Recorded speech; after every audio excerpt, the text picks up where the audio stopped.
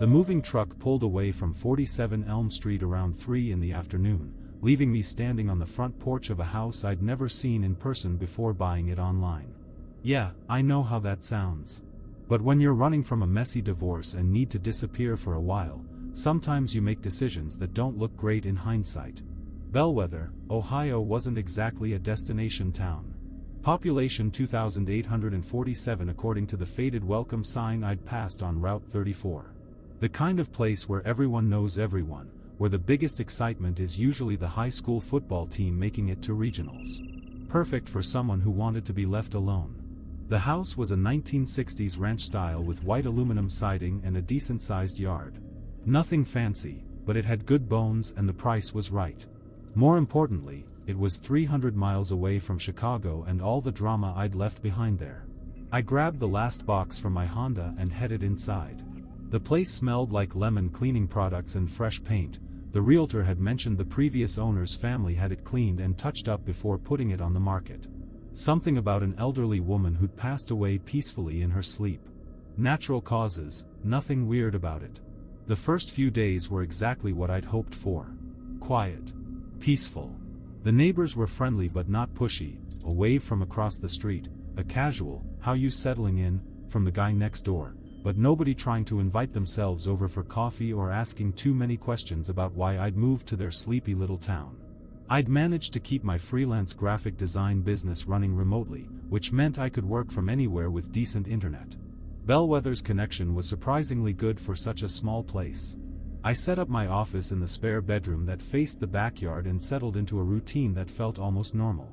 That's when I started noticing the delivery trucks. It was maybe my second week in town when I first paid attention to them.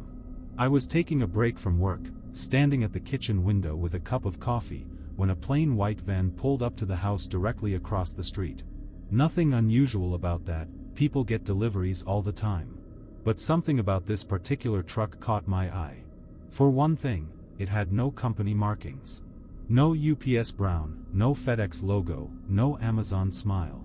Just a white panel van that could have belonged to anyone. The driver was a middle-aged guy in a baseball cap who moved with the efficiency of someone who'd done this route 1,000 times before. He grabbed a medium-sized cardboard box from the back and walked straight to the front door of the house across from mine. Didn't ring the bell, didn't knock. Just set the box down on the porch and walked back to his truck. That seemed odd, but I figured maybe it was a regular arrangement. Some people prefer not to be bothered during deliveries, especially if they work from home like I do. What made it weird was watching the same thing happen again 2 days later.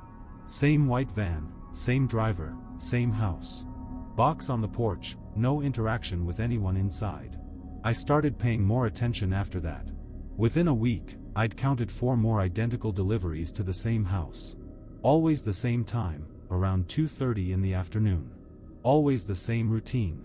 Always the same plain white van with no identifying marks. The house itself was a modest 2-story colonial with dark blue shutters and a well-maintained lawn. From what I could see, it looked like any other house on the street. But I'd never seen anyone come or go from there. No car in the driveway, no lights in the windows at night, no signs of life at all. Curiosity got the better of me after the 7th delivery. I was working at my computer when I heard the familiar sound of the van pulling up across the street. This time, instead of just glancing out the window, I got up and positioned myself where I could get a better look. The driver went through his usual routine: box from the truck, quick walk to the porch, deposit the package, back to the van. But this time, after he drove away, I kept watching. About 10 minutes later, the front door opened. A woman stepped out, elderly, maybe in her 70s, with gray hair pulled back in a neat bun. She wore a simple blue dress and moved carefully, like someone dealing with arthritis or just being cautious on the porch steps. She picked up the box and took it inside. Nothing strange about that, except for the fact that I'd been watching this house for 2 weeks and had never seen any sign that someone lived there. Over the next few days, I found myself checking the house across the street more often. Still no lights at night, still no car in the driveway, still no other signs of occupancy. But every other day, like clockwork, that white van would show up with another delivery. I started to wonder what was in those boxes. My curiosity might have stayed at the level of casual neighborhood observation if it hadn't been for what happened the following Tuesday. I was coming back from the grocery store around 4 p.m. when I saw something that made me pull over and park a few houses down from mine. The white van was parked across the street as usual, but this time the driver wasn't alone. Two other people stood on the porch of the blue-shuttered house, the elderly woman I'd seen before, and a man I didn't recognize. Tall, thin, wearing a dark suit that looked out of place in a neighborhood where most people dressed casually. They were having what looked like an intense conversation. I couldn't hear what they were saying from where I sat in my car, but their body language suggested it wasn't a friendly chat. The woman kept shaking her head, and the man in the suit was gesturing emphatically with his hands. The delivery driver stood to one side, holding a box but not making any move to leave it on the porch like usual. He seemed to be waiting for the conversation to finish. After about 5 minutes, the man in the suit pulled out what looked like an envelope and handed it to the woman. She took it reluctantly, looking down at it like it contained bad news. Then she nodded once, took the box from the driver, and went back inside. The man in the suit and the driver got back in the van and drove away. I sat in my car for another few minutes, trying to make sense of what I'd just witnessed. It felt like I'd stumbled across something that wasn't meant for outside observation. The kind of interaction that happens behind closed doors, not on front porches in broad daylight. That night, I couldn't concentrate on work. I kept thinking about the woman's reluctant acceptance of whatever was in that envelope, the formal way the man in the suit had presented it to her, the driver's patient waiting. Around 10 p.m., I decided to take a walk around the neighborhood. Just to clear my head, I told myself. Nothing to do with trying to get a closer look at the house across the street. Elm Street was quiet, with most houses showing the warm glow of living rooms and kitchens where families were settling in for the evening. Porch lights created small pools of illumination along the sidewalk, and I could hear the distant sound of a television or radio from someone's open window. The blue-shuttered house was completely dark. I slowed my pace as I walked past, trying to look casual while scanning the windows for any sign of life inside. Nothing. No lights, no flickering TV screen, no movement behind the curtains. But as I reached the edge of the property, I caught a smell that made me stop walking entirely. It was faint, but unmistakable, the sharp, chemical odor of bleach mixed with something else. Something organic and unpleasant that I couldn't quite identify, but that made my stomach turn. The smell seemed to be coming from the backyard of the house. I glanced around to make sure no one was watching, then stepped off the sidewalk and moved closer to the chain-link fence that separated the backyard from the street. The smell got stronger as I approached the fence. Definitely bleach, but also something that reminded me of the time a mouse had died in the walls of my apartment in Chicago and taken me days to locate. That sweet, sickly odor of decay. I pulled out my phone and used the flashlight feature to peer through the fence into the backyard. What I saw made me take a step back. The yard was much larger than it had appeared from the front of the house, extending back toward a line of trees that separated this property from whatever lay beyond. Near the back of the yard, close to the tree line, the grass looked different. Patchy and brown, like it had been dug up and replaced recently. Several areas of disturbed earth were visible in the beam of my phone's light. Not large areas, maybe 3 feet by 6 feet each, but clearly places where the ground had been excavated and then covered over again. I counted at least 4 distinct patches of newer grass and disturbed soil. The smell of bleach and decay was strongest near these areas. I stood there at the fence for probably 10 minutes, trying to come up with innocent explanations for what I was seeing. Maybe the woman was an avid gardener who'd recently replanted parts of her yard. Maybe she'd had septic work done, or utility lines repaired. But the smell suggested something else entirely. And the regular deliveries, the strange meeting with the man in the suit, the complete absence of normal signs of life in the house, it all added up to something that made my skin crawl. I walked home quickly, locking my front door behind me and closing all the curtains before turning on any lights. That night, I barely slept. Every sound from outside made me tense up, a car door slamming, footsteps on the sidewalk, the distant rumble of a truck engine. I kept thinking about those patches of disturbed earth in the backyard and wondering what might be buried underneath them. The next morning, I called the Bellwether Police Department. Bellwether Police, this is Officer Martinez. Hi, I'd like to report something suspicious in my neighborhood. What kind of suspicious activity? I hesitated, suddenly realizing how crazy this was going to sound. Well, there's a house across the street from me that's been getting regular deliveries from an unmarked van. And last night I noticed some strange smells and what looked like recently disturbed ground in the backyard. There was a pause. Recently disturbed ground? Yeah, like someone had been digging back there. And there's a really strong smell of bleach and other things. Other things? Look, I know this sounds weird, but I think something might be wrong over there. The house never shows any signs that someone lives there, but I've seen an elderly woman taking deliveries. And yesterday there was this meeting with a man in a suit that looked pretty intense. Another pause, longer this time. What's the address? I gave him the address of the blue-shuttered house. Okay, Mr. Thompson. Jake Thompson. Mr. Thompson, we'll send someone out to take a look. Can you give me your contact information in case we need to follow up? I provided my phone number and address, feeling a mixture of relief and anxiety. Maybe I was overreacting. Maybe there was a perfectly innocent explanation for everything I'd observed. But at least I'd done something instead of just ignoring what might be a serious situation. Officer Martinez assured me they'd investigate and hung up. I spent the rest of the morning trying to focus on work, but I kept glancing out the window toward the house across the street. Everything looked normal, no activity, no signs of life, just a quiet house on a quiet street. Around noon, a bellwether police cruiser pulled up in front of the blue-shuttered house. I watched from my kitchen window as two officers got out and approached the front door. One was a middle-aged man with graying hair, the other a younger woman with her blonde hair pulled back in a ponytail. They knocked on the door and waited. After about a minute, the door opened and the elderly woman I'd seen before appeared. Even from across the street, I could see that she looked nervous. The conversation lasted maybe 5 minutes. The officers seemed relaxed, professional. The woman nodded a lot and gestured toward different parts of her property. At one point, all three of them walked around to the side of the house, presumably to look at the backyard. When they returned to the front porch, the officers spent another few minutes talking with the woman. Then they shook hands with her and walked back to their patrol car. The whole interaction had taken less than 15 minutes. I expected them to come talk to me next. After all, I was the one who'd made the report.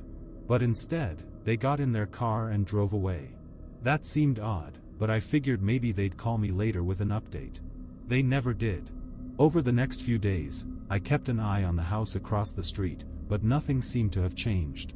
The regular deliveries continued on schedule.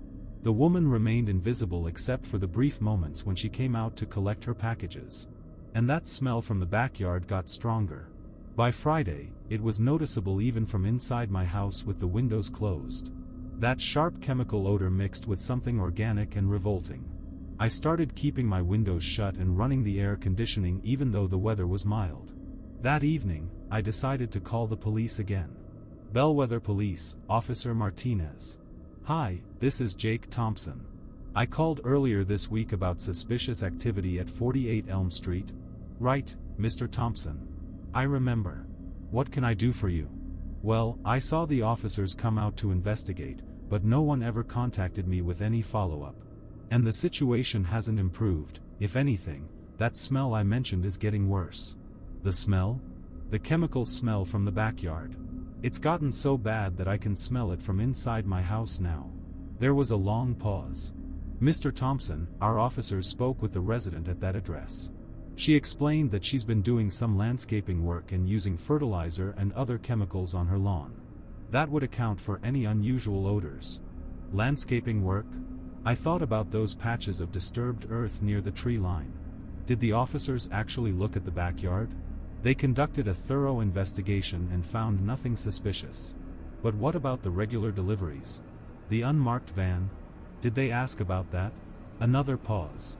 Mr. Thompson, people receive deliveries all the time. There's nothing illegal or suspicious about getting packages delivered to your home. I could feel my frustration building. Look, I understand that, but this is different. It's the same van every other day, no company markings, and the driver just leaves boxes on the porch without any interaction. And I've never seen any normal signs that someone actually lives in that house. Sir, we appreciate your concern for your neighborhood, but our investigation didn't find any evidence of criminal activity. If you continue to have concerns, you're welcome to call back, but I'd recommend focusing on settling into your new community rather than monitoring your neighbor's daily activities." The dismissive tone in his voice made it clear that this conversation was over. "Right.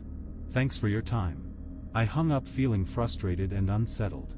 The police had clearly decided that my concerns weren't worth taking seriously, but that didn't change what I'd observed.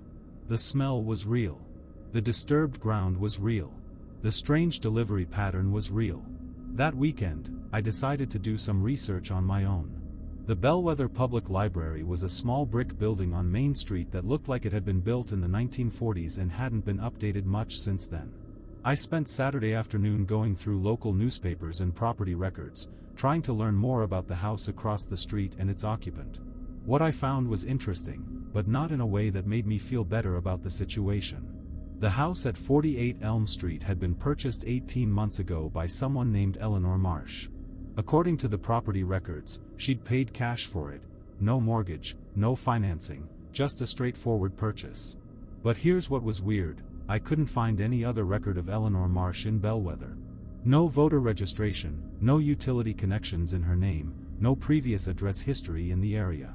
It was like she'd appeared out of nowhere with enough cash to buy a house and then disappeared again. The local newspaper archives were even more puzzling. I found exactly one mention of Eleanor Marsh in the Bellwether Gazette, a brief item in the community news section from about a year ago, welcoming new residents to the area. Just a single line: "Eleanor Marsh has purchased the former Davidson property on Elm Street and looks forward to becoming part of the Bellwether community." That was it. No follow-up stories, no mentions of her joining local organizations or participating in community events. Nothing that suggested she'd actually become part of the Bellwether community at all. I also looked up information about the previous owners, the Davidson family. They'd lived in the house for over 30 years before selling it. I found dozens of references to them in the local paper, school board meetings, church activities, high school graduation announcements for their kids. Then, abruptly, all mentions of the Davidsons stopped appearing in the paper about 2 years ago. The last reference I could find was an obituary for Harold Davidson, who died at age 78 after a brief illness. But there was no corresponding obituary for his wife, Margaret, and no record of her moving away or selling the house to Eleanor Marsh. It was like she'd simply vanished from the public record at the same time her husband died. I spent another hour trying to find some trace of what had happened to Margaret Davidson, but came up empty. No death certificate on file at the county courthouse, no record of her moving to a nursing home or relocating to live with family. By the time I left the library, I had more questions than answers. But one thing was becoming clear: there was something deeply wrong with the situation across the street from my house, and the local authorities either didn't know about it or didn't care. That night, I made a decision that probably wasn't very smart. I was going to find out what was in those delivery boxes. Monday came around faster than I wanted it to. I'd spent the weekend psyching myself up for what I was about to do, but when I saw that familiar white van pull up across the street at exactly 2:30 p.m., my heart started hammering like I'd just run a marathon. I watched the driver go through his usual routine, grab the box, walk to the porch, set it down. But this time, instead of just driving away, he lingered by his van for a moment, checking his phone. That gave me the opening I needed. As soon as he pulled away, I grabbed my jacket and headed outside, trying to look casual as I walked across the street. Just a neighbor out for an afternoon stroll, nothing suspicious about that. The box was sitting right there on the porch, brown cardboard with no return address, just like all the others. My hands were shaking as I picked it up, heavier than I'd expected, maybe 15 pounds. Something shifted inside when I tilted it, accompanied by a wet, sloshing sound that made my stomach turn. I tucked the box under my arm and walked back to my house as quickly as I could without running. Every step felt like it took forever, and I kept expecting to hear the front door of the blue-shuttered house open behind me, or see curtains moving in the windows. Once I was safely inside my own house, I set the box on my kitchen table and stared at it for a good 10 minutes before working up the nerve to open it. The first thing that hit me was the smell, that same chemical bleach odor I'd been noticing from across the street, but concentrated and overwhelming. I had to step back and breathe through my mouth to keep from gagging. Inside the box, wrapped in several layers of heavy plastic, were what looked like medical supplies. Scalpels, bone saws, industrial-strength garbage bags, and bottles of chemicals I didn't recognize. But at the bottom, underneath all the tools and supplies, I found something that made my blood run cold. Photographs. They were Polaroids, the kind that develop instantly. The first few showed what looked like a basement or cellar, concrete walls, a drain in the floor, a metal table that reminded me of something you'd see in a morgue. But it was the later photos that made me drop the whole stack and back away from the table. Bodies. Or what was left of them. The images were grainy and poorly lit, but clear enough to see that someone had been using that basement room for things that had nothing to do with landscaping or fertilizer. The photos showed different stages of what could only be described as dismemberment, with plastic sheets spread across the floor and that same metal table I'd seen in the earlier shots. I counted at least 6 different victims in the photographs. Men and women of various ages, all of them looking like they'd been homeless or transient, the kind of people who might not be immediately missed if they disappeared. My hands were shaking so badly I could barely hold the photos. I spread them out on my kitchen counter, trying to make sense of what I was seeing, when I noticed something that made my heart stop completely. In the background of one of the photos, barely visible in the shadows, was a person I recognized. The elderly woman from across the street, Eleanor Marsh, standing in the corner of that basement room, wearing the same blue dress I'd seen her in before. But in this photo, the dress was stained dark with what could only be blood. She wasn't a victim. She was running the whole operation. I grabbed my phone and started taking pictures of everything, the photos, the medical supplies, the chemical bottles. Evidence. The police had blown me off before, but they couldn't ignore this. That's when I heard the knock on my front door. 3 slow, deliberate knocks. Then silence. I froze, phone in hand, staring toward the front of the house. Through the window, I could see a shadow on my porch, someone standing just outside my door. Another 3 knocks, more insistent this time. I crept toward the front window and carefully moved the curtain aside to peek out. Standing on my porch was the man in the dark suit I'd seen talking with Eleanor Marsh a few days earlier. He was facing the door, waiting patiently, his hands clasped behind his back. How the hell had he known I'd taken the box? I backed away from the window, my mind racing. Had Eleanor seen me from across the street? Had the delivery driver noticed something and called ahead? Or had they been watching my house, waiting for me to make exactly this kind of mistake? The knocking stopped, but I could still see the shadow on my porch. He wasn't leaving. I grabbed all the evidence from my kitchen table, the photos, the medical supplies, everything, and shoved it into a garbage bag. Then I headed for my back door, planning to slip out through the backyard and get to my car. But when I looked out the back window, I saw another figure standing at the edge of my property.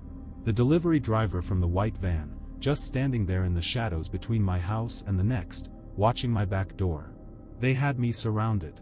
I pulled out my phone and dialed 911, but before I could hit send, I heard a sound that made my blood freeze. The soft click of a lock being turned. Someone was coming in through my front door. I'd locked that door, I was sure of it. But apparently these people had skills that went beyond just disposing of bodies.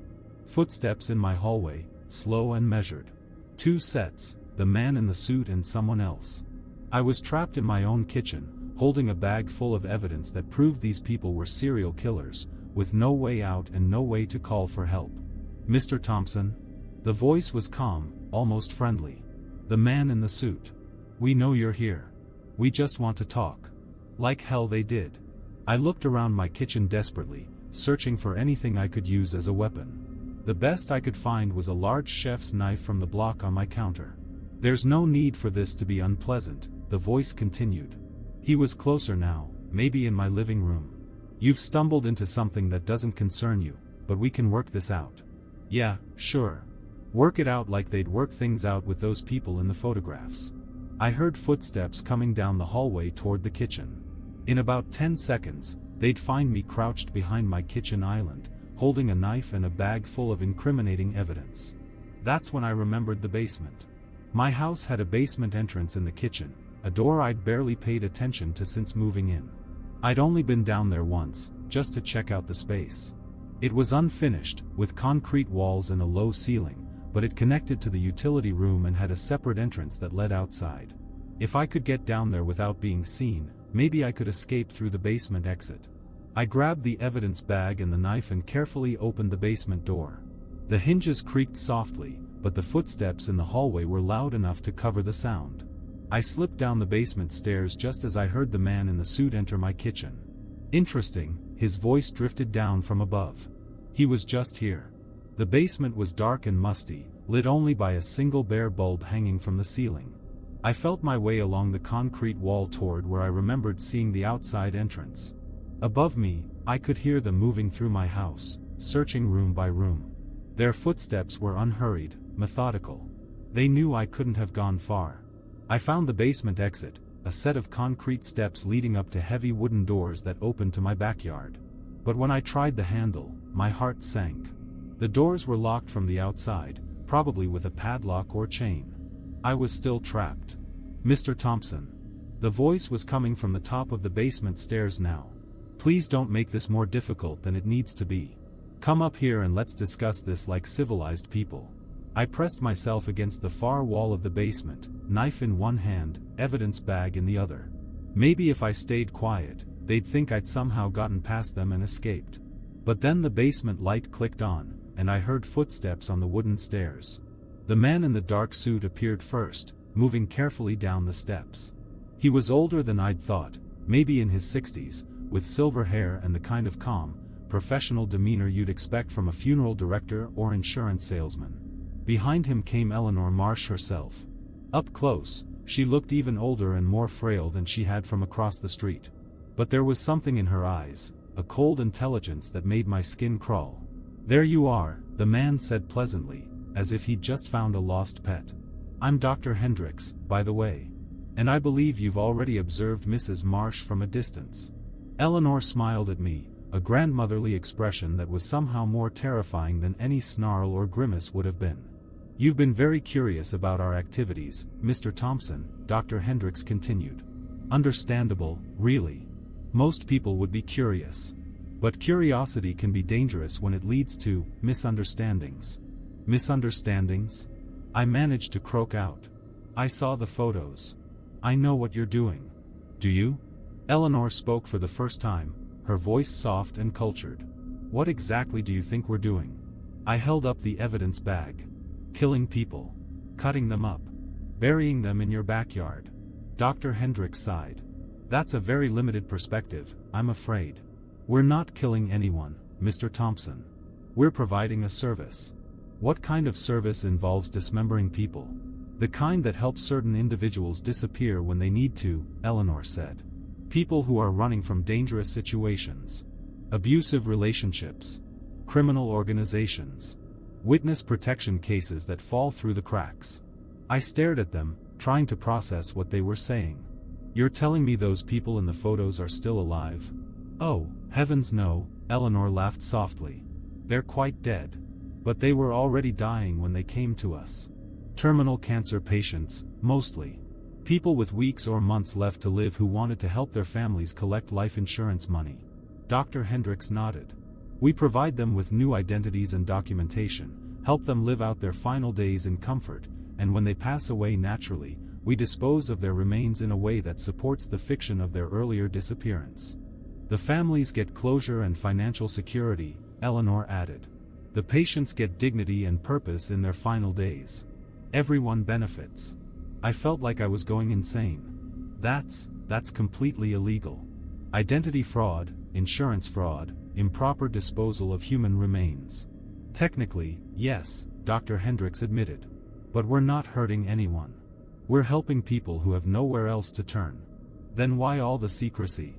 Why not work with the authorities?" Eleanor's smile turned cold. "Because the authorities don't understand nuance, Mr. Thompson. They see rules being broken and they react accordingly, regardless of the humanitarian nature of our work. And that's why we need to discuss what happens next," Dr. Hendricks said, his voice still pleasant but with an undertone that made my grip tighten on the knife handle. "You have two choices. You can forget what you've seen here, move away from Bellwether, and never speak of this to anyone. We'll even help with your relocation expenses, call it a consulting fee for your discretion. Or," I asked, though I was pretty sure I didn't want to hear the answer. "Or you can join our program," Eleanor said sweetly. "We're always looking for new clients." People who want to disappear for one reason or another. Messy divorces, for instance. Financial troubles. Legal problems. The way she said it made it clear that joining their program would be a permanent arrangement. I need time to think about this, I said, desperately trying to buy myself some time to figure out how to get out of this basement alive. Of course, Dr. Hendricks said. But not too much time. We have another delivery scheduled for tomorrow, and we can't afford to have complications. They started back up the basement stairs, Eleanor moving slowly with one hand on the rail. Dr. Hendricks paused at the top and looked back at me. Oh, and Mr. Thompson? Don't bother trying to contact the police again. Officer Martinez is an old friend of ours. He's been very helpful in making sure our work goes undisturbed. The basement light clicked off, leaving me alone in the dark. I waited until I was sure they were gone, then felt my way back to the stairs. The basement door was closed, and when I tried the handle, it didn't budge. They'd locked me in. But they'd made one mistake. They'd left me with my phone. I pulled it out and was relieved to see I still had a signal, even down in the basement. But who could I call? If Officer Martinez was working with them, the local police were out. State police? FBI? I decided to start with 911 and see what happened. 911, what's your emergency? This is Jake Thompson. I'm being held captive in my basement by a group of people who are involved in identity fraud and improper disposal of human remains. I need immediate assistance. Sir, can you repeat that? You said you're being held captive? Yes, in my basement at 47 Elm Street in Bellwether, Ohio. The people responsible are operating out of the house across the street at 48 Elm Street. They've admitted to helping people fake their deaths for insurance fraud. Okay, sir, we're dispatching units to your location immediately. Are you injured? No, not yet. But I think they're planning to kill me if I don't agree to keep quiet about what I've discovered. Help is on the way. Stay on the line with me. I spent the next 15 minutes crouched in that dark basement, whispering details to the 911 operator while listening for sounds from upstairs. Part of me was terrified that Dr. Hendricks and Eleanor would come back before help arrived. Another part of me was terrified that the help wouldn't come at all, that Officer Martinez would intercept the call and redirect the response. But eventually, I heard sirens approaching. Multiple vehicles, from the sound of it. Heavy footsteps upstairs, shouting voices, the crash of my front door being forced open. Police. Anyone in the house? Down here. I yelled. In the basement. The door's locked. More footsteps, and then the sound of the basement door being forced open. Light flooded down the stairs, and I saw the silhouettes of two state troopers in tactical gear. Jake Thompson? That's me. Are you injured? Are you alone down there? I'm fine, and yeah, I'm alone now. But the people who locked me down here are in the house across the street. What followed was controlled chaos. State police, county sheriff's deputies, and what looked like federal agents swarmed the neighborhood. I watched from my front porch as they surrounded 48 Elm Street and eventually brought out Dr. Hendricks and Eleanor Marsh in handcuffs. The excavation of Eleanor's backyard took 3 days. They found the remains of 11 people buried back there, along with a basement workshop that matched the photos I'd seen. Chemical processing equipment, body disposal tools, and filing cabinets full of documentation related to their identity fraud operation. Turned out they'd been running this scheme for over 5 years, working with a network of corrupt officials and medical professionals across 3 states. The clients weren't all terminal cancer patients like they'd claimed. Some were healthy people who'd simply wanted to disappear and were willing to pay a premium for the service. The process was always the same: fake your death, assume a new identity, live quietly for a few months while the insurance investigation wrapped up, then die, naturally, and get processed through Eleanor's basement operation. The families collected the insurance money, the clients got a few extra months of life under a new name, and Dr. Hendricks and Eleanor took a substantial fee for their services. Officer Martinez was arrested 2 days later. Turns out he'd been taking monthly payments to ignore reports about suspicious activity in that part of town. I wasn't the first person to call in concerns about 48 Elm Street, just the first one stubborn enough to keep pushing when I got blown off. The whole thing made national news for about a week. Grandmother of Death, the headlines called Eleanor. The Bellwether Body Farm. I did a few interviews with reporters, mostly just explaining how I'd stumbled across the operation by accident. What I didn't tell the reporters, what I've never told anyone until now, is what Eleanor whispered to me as they were loading her into the police car. She looked right at me with those cold, intelligent eyes and said, "You think this is over, Mr. Thompson? You think we were the only ones?" Then she smiled that grandmotherly smile one last time. "Check the delivery records, dear. See how many other houses in how many other towns have been getting regular packages from unmarked vans." I've been thinking about that conversation a lot lately.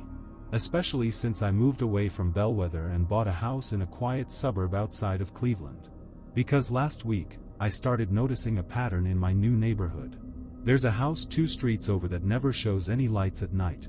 No car in the driveway, no signs that anyone lives there. But every Tuesday and Friday, like clockwork, a plain white van pulls up and delivers a box to the front porch. The driver never rings the bell, never knocks. Just leaves the box and drives away. And about 10 minutes later, an elderly man comes out to collect it. I know I should probably leave it alone. Move again, find somewhere else to live, pretend I never saw anything. The smart thing would be to mind my own business and let someone else deal with whatever's happening in that house. But I can't stop thinking about those photos, those basement rooms, those 11 people who trusted the wrong people to help them disappear. So tomorrow, when that white van shows up, I'm going to be ready. This time, I'm not calling the local police first.